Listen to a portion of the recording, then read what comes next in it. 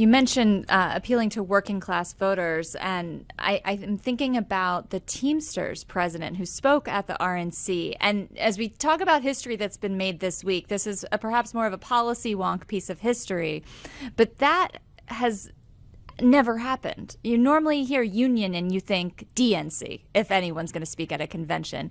Can you put into perspective the significance of the Teamsters appearing at the RNC? Yeah, well, back in the 70s and even maybe the late 60s a little bit was when you first saw this drift of the working class from Democratic to Republican. And I believe George Meany, I forget if he was the head of the Teamsters or AFL-CIO, endorsed Nixon. So there was some precedent back then.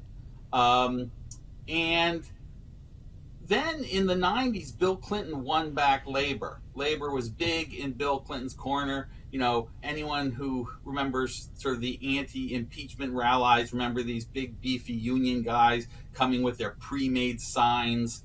So labor kind of came back to the Democratic fold.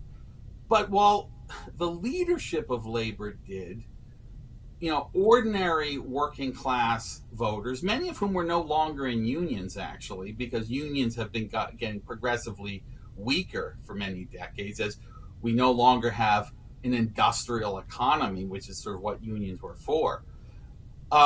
So there's some suggestion that Sean O'Brien might be sort of following his base rather than leading them, that as these voters are just more pro-Trump, they just have more conservative views on all kinds of social issues, immigration, gender, race. It makes sense for their leaders to say, I want you to, I'm going to stick with you and where your political priorities are.